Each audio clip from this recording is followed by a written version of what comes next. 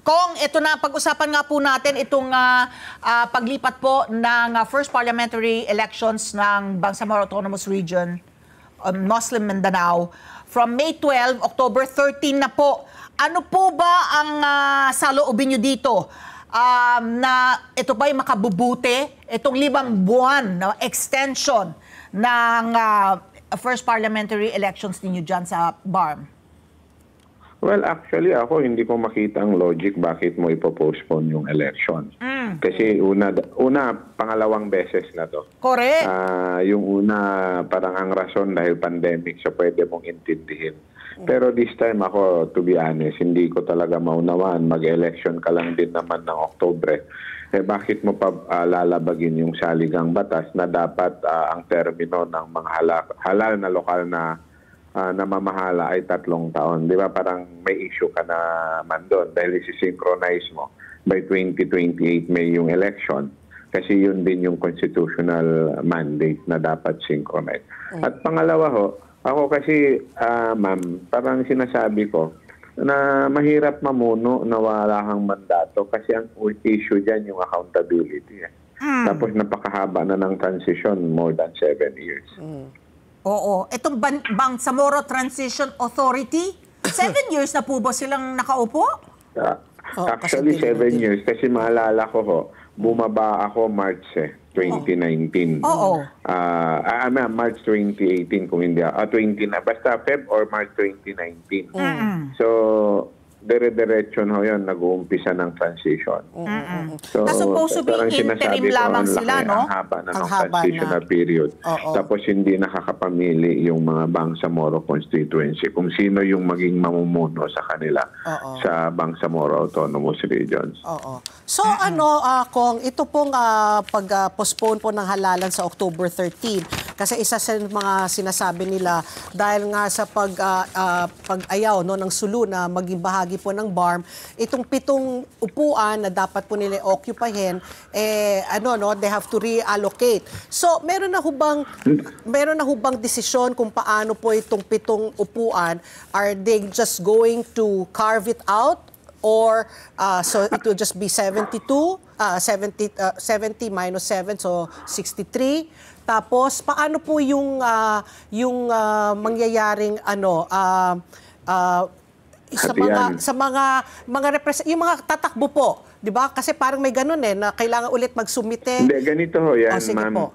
Ang sinasabi sa batas, 'di ba pag sa congressional 250 minimum dapat ang population para sa isang distrito, congressional district.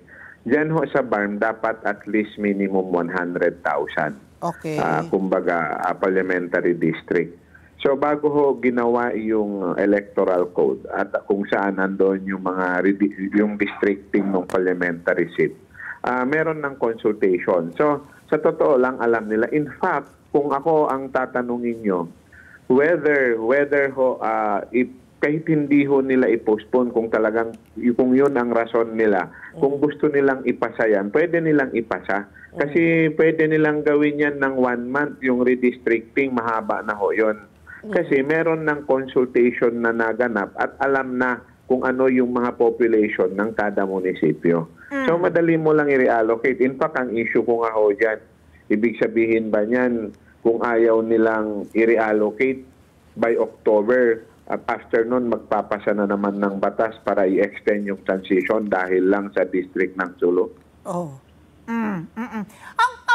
Na kaninong kamay kong ano ko lang i-confirm ko lang kasi yung ang Bangsamoro Transition Authority, itong BTA, is inihikayat na amyendahan na yung batas for the distribution of the 7 seats. Na kaninong kamay po itong distribution ng 7 seats of Sulu? Well, ma'am, ang realidad ngayon, majority dahil transition, majority ho ng miyembro ng transition ay MILF side. Ang miyembro ng Transition Authority kasi 41 sila.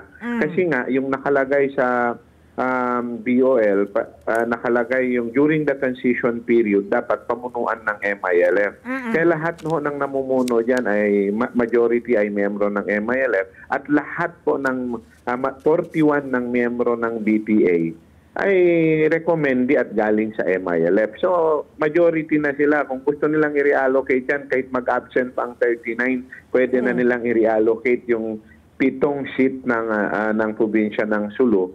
At sinasabi ko nga ulit, alam na nila kung ano yung population ng kada munisipyo at kada lugar dahil nag-conduct na ho yan ng public consultation noon. So ano Kong, ito nga, yung mga tatakbo po, kasi nga na-postpone, kailangan ba nila mag-refile? May mga bagong huba kayang tatakbo? Dahil po meron na ngayong, kumbaga, na-extend, di ba? May 5 months na karagdagan. Yung mga tatakbo po, Well, ma'am, ang sinasabi nung batas na postponement, resetting ng BARM election, only doon sa district na newly created. Kumbaga kung saan na-reallocate yung 7 na district ng Sulu, doon lang pwedeng merong filing. Doon sa iba hindi na ho i-open. So ilan po yun? So merong, doon na lang sa 7 districts po na hindi napunta Yes, sa Sulu. Okay. What will happen to Sulu as a province kung Ma'am, wala na Sulu, siya sa BARM? Depende na sa national government. Definitely, ang mas geographically accessible sila is Region 9. I'm sorry po? Hello? Hello? Most accessible sila is Region 9. Region na. Kasi parang sa Basilan, ma'am, parang sa Basilan, yung Isabela City, kahit under siya ng province of Basilan, ang province of Basilan is part ng BARM. Pero yung Isabela City po, hindi siya part ng BARM. So, under siya ng Region 9. So, si Sulu, dahil sabi ng Korte Suprema, nanalo ang no dyan, therefore hindi sila dapat kasali. So, discretion yan ng kung anong administrative region sila. Pero ang mas practical dyan, siyempre, is mapupunta sa Region 9. Depende kung ano yung decision ng executive pagdating dyan on administering ng Sulu.